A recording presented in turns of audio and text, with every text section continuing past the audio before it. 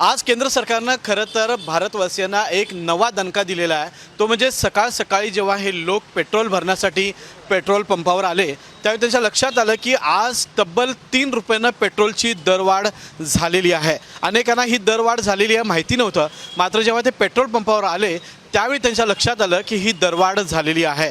या संदर्भात पेट्रोल भरण्यासाठी आलेल्या काही नागरिकांशी आपण बातचीत करणार आहोत। दादा, आज सकाळीच खरं तर मोदी सरकारनं तुम्हाला दणका दिलेला आहे। 3 ते 3.5 रुपयाची दरवाढ झालेली आहे, माहिती आहे तुम्हाला? माहिती आहे की सर, हे आपल्याला सर्वसामान्य माणसाला परवडणार नाही साहेब। हे मोर्चा काढावा आहे आपल्याला, मोर्चा काढून काय त्याचा तोडगा करावा आहे आपल्याला। तोडगा केल्यानंतर कमी होईल बिल। आपण सर्वसामान्य माणसांनी सगळे मिळून गोळा होऊन सगळ्यांनी मोर्चा करून त्यांचं बिल कमी करावं आहे आपल्याला, अशी विनंती आपल्याला। रोज नवनवीन काहीतरी गोष्टी समोर येत आहेत आणि लोकांना भीती वाटायला लागली। भ्रष्टाचार चालला आहे सर साहेब, भ्रष्टाचार झाला सर, काय होणार सांगा की? भ्रष्टाचार चालला आहे। सर्वसामान्य माणसाला, गरीब माणसांना काय करा सांगा आम्ही आता? काय सांगायचं मोदी सरकारला? वाटलं म्हणजे झालं नाही आम्हाला। आम्ही गार्ड काम करतो, मी गार्ड काम करतो, सर्वसामान्य माणूस आहे आम्ही। मला परवडते 10,000 पगार मला महिन्याला, त्यात पेट्रोल 3,000 रुपये गेले, राहिले की 7,000 रुपये। 7,000 मला परवडणार आहे? नाही परवडणार। नेत्यांना, मोदी सरकारला काय सांगायचं? आता नेते का आपल्या आपापल्या घरात आहेत की घरं भरायला आहेत, त्याचं आम्ही काय करणार सांगावं? आणखी काही प्रतिक्रिया घेऊया दादा। खरं तर तुम्ही पेट्रोल पंपावर मगापासून उभे आहात, 3 रुपयांनी दरवाढ झालेली आहे। तर पेट्रोल दरवाढ झाली आहे, ते प्रशासनानं आपल्याकडे लक्ष दिलेलं नाही अजून। पण परवडणार आहे का आता? नाही, कसं कसं परवडेल सांगा साहेब तुम्ही?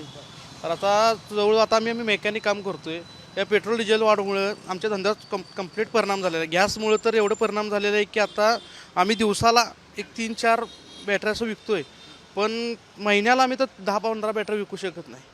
यामुळे डिझेल पेट्रोल वाढल्यामुळे सगळे धंद्यावर परिणाम झाले, गाडी विक्री होईना झाले, सगळे परिणाम झालेले आहेत। काय सांगायचं मोदी सरकारला? मोदी सरकारने याच्यावर लक्ष द्यायला पाहिजे, टॅक्स कमी करून पेट्रोलचं दर सर्वसामान्यांना परवडला असं करायला पाहिजे। आणखी एक नागरिक आहेत, आपण त्यांना विचारूया। दादा, तुम्ही खरं तर पेट्रोल भरायला आलाय, 3.5 रुपयाने दरवाढ झालेली आहे, माहिती आहे तुम्हाला? नाही, काहीच नव्हती, माहिती नव्हती. आता दररोज जे पेट्रोल भरते त्यामध्ये आता तुम्हाला भुर्दंड आहे का? हो, थोडं आहेच की. काय सांगायचं सरकारला? दररोज नवनवीन धक्के बसत आहे। काय आता युद्धामुळं तर थोडंफार टन हे आहेच, आता गॅसचं आहे, परत हे आहे, परत काय सांगायचं त्यांना? त्यांची परिस्थिती तीच आपली परिस्थिती म्हणायला पाहिजे आता नेते मंडळींची। खरं तर मोदी सरकारनं सांगितलं होतं की सोनं खरेदी करू नका, अनेक गोष्टी सांगितल्या होत्या। आता परत अचानक पेट्रोल डिझेल वाढलेला आहे, याचा तुमच्यावर परिणाम काय होणार?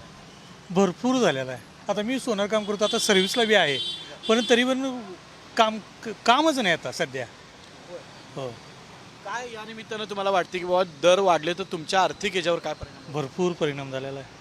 घर खर्चही बघणं, काहीच नाही तसं, फार अडचणीत आहे। आपण प्राथमिक स्वरूपात खरं तर या नागरिकांच्या या प्रतिक्रिया पाहिलेल्या आहेत। खरं तर पेट्रोलचा अजून तुटवडा नाही आहे, त्यामुळं सर्वसामान्य परिस्थिती जी आहे तीच पेट्रोल पंपावर आपल्याला पाहायला मिळते। लोक सकाळ सकाळी कामासाठी, वेगवेगळ्या उद्योगांसाठी आता बाहेर पडत आहेत, ऑफिससाठी बाहेर पडत आहेत, मात्र जेव्हा ते पेट्रोल पंपावर येत आहेत पेट्रोल भरण्यासाठी त्यावेळी मात्र त्यांना धक्का बसतोय की पेट्रोल हे 3 रुपयांनी पेट्रोलची दरवाढ झालेली आहे।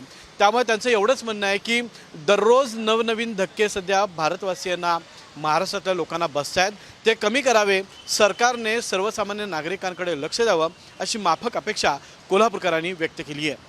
कॅमेरामॅन सचिन सावंतसोबत मी रणजित माजगावकर, साम TV, कोल्हापूर।